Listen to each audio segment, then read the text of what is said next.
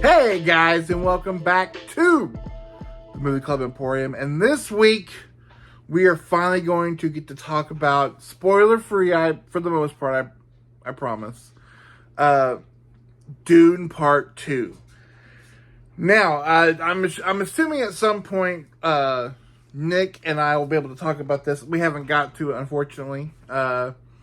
With my internet problems and his, little bit of an accident he was in last week. I'm not sure if he's got to see the movie yet, but I wanted to get this video up because I did want to talk about this movie. It's one of my most anticipated of the year. I loved the 2020 Dune. It is... I can't remember where I heard it, and it's the best description for this movie. Honestly, kind of the best description for everything Denis Villeneuve has done with his film career is that, and this movie is no exception, he kind of is right now this king of art house blockbusters, because yes, this is a sci-fi action epic. That you watch these. There's these great. There's guerrilla warfare that happens. These epic battles. There's two particular scenes that are just like close quarters knife battles that are filmed superbly. But also, this looks like. Each frame of this film looks like artwork. It's a beautiful to look at, and the world he's created. In that first one with Arrakis and Caladan, and then now with this, we mostly on Arrakis. A little bit of a little bit more of Getty Prime, which is cooler. There's a scene. And it's honestly my favorite scene in the movie. It's our introduction to Austin Butler's turn as Feyd-Rautha, who was Sting in the original 84 movie. And he was that was kind of my biggest worry, I guess, with this film, because while I thought he was great as the character, I didn't like the movie Elvis at all. And I know there was a lot of times people being like, he's still kind of talking like Elvis. So I was afraid Feyd-Rautha was going to be like, yeah, that's right, baby. I will kill him. I swear it. Like, I didn't want that to happen. But no, he's fantastic. He does this. It's not exactly a mimic of Stellan Skarsgård's cadence as Baron Harkonnen, but definitely does this kind of where we're like, it has the same kind of timbre and cadence. And it's utterly like he plays Feyd-Rautha as like Feyd-Rautha mixed with Patrick Bateman, and it's wild. But there's a scene where we are introduced to him in this kind of a gladiatorial combat thing, and because the planet that they're on orbits a black sun, it's this beautiful black and white world. And I believe they said they shot it in infrared to make the black and white pop so much. And like there's fireworks at one point on this world where it looks like just ink blots explode. It's beautiful to look at. Meanwhile, it's a story about. I mean, you got people riding giant worms. But it's just so beautifully made. The world he's made is so beautiful, so real.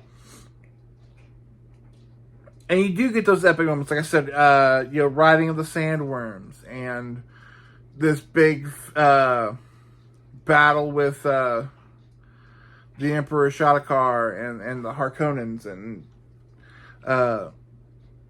these big epic moments. But so much of the story lies in the characters, whether it's the growth of Timothy Chalamet's Paul, from just a simple son of a duke who didn't really know if he wanted any kind of responsibility due to so many outside of his control forces.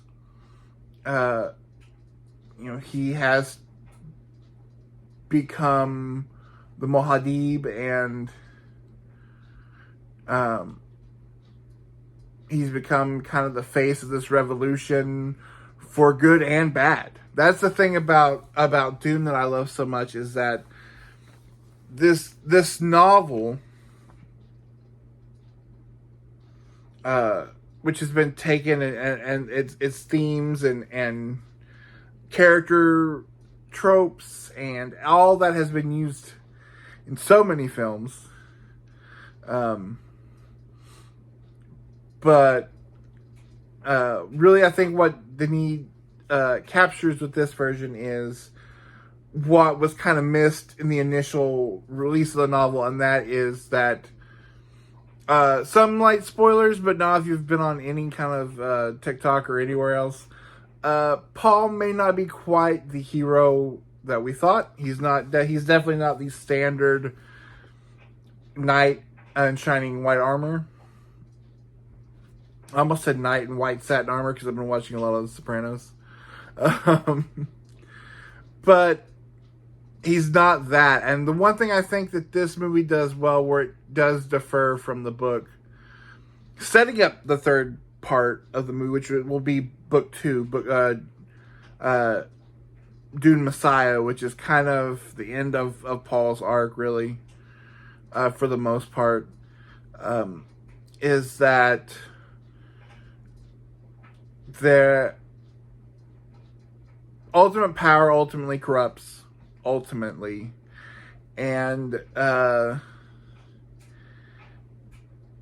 sometimes the good guys don't always wear the white hats, and it definitely carries over the message of the books of beware of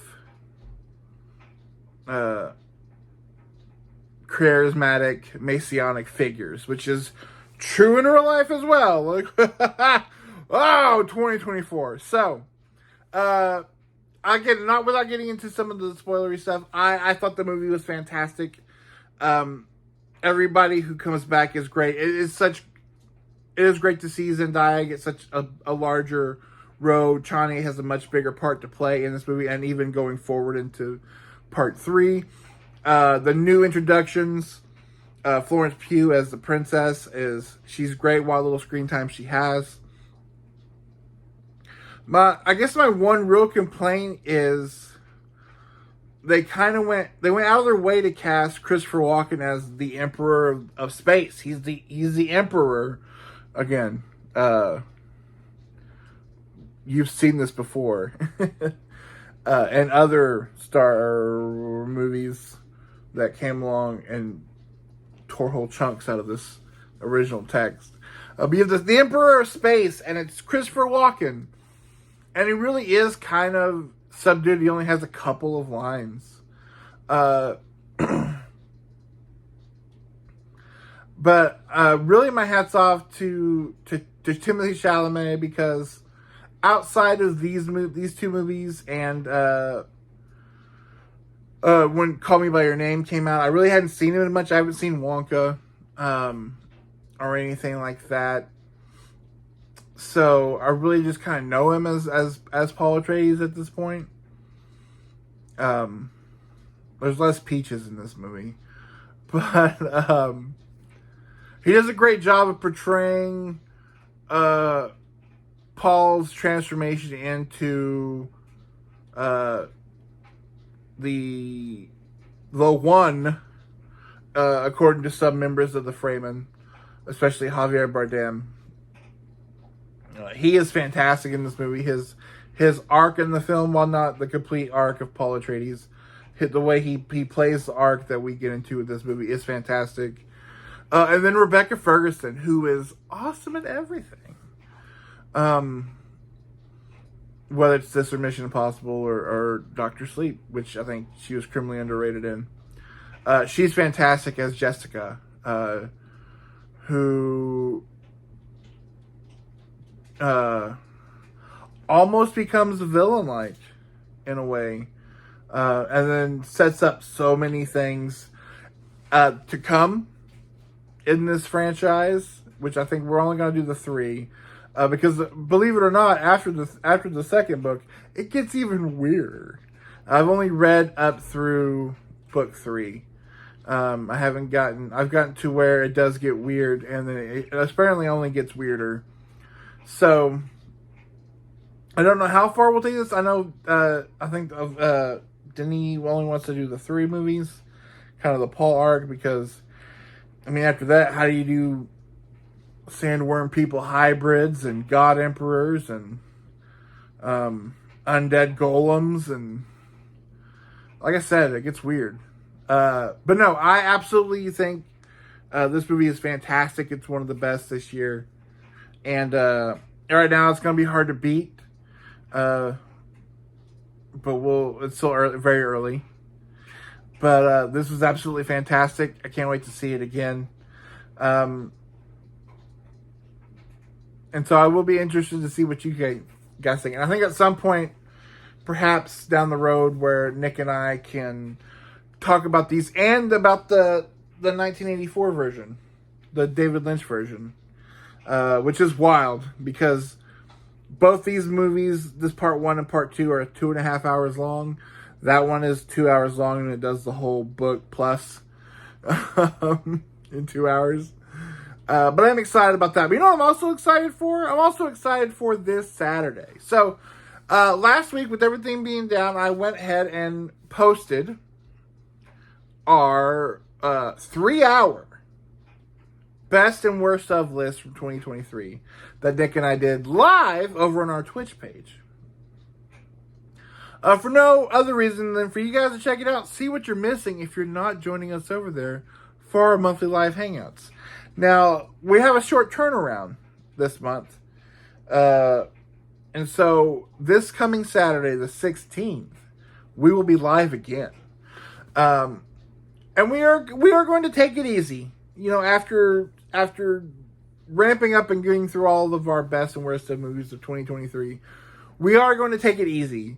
We're going to talk about 3 films, but it's a weird trilogy that I'm excited to talk about because 2 of them are huge staples of my childhood and are honestly the 2 movies I think of most when I think of this particular actor, more so than the movies that he is much more famous for.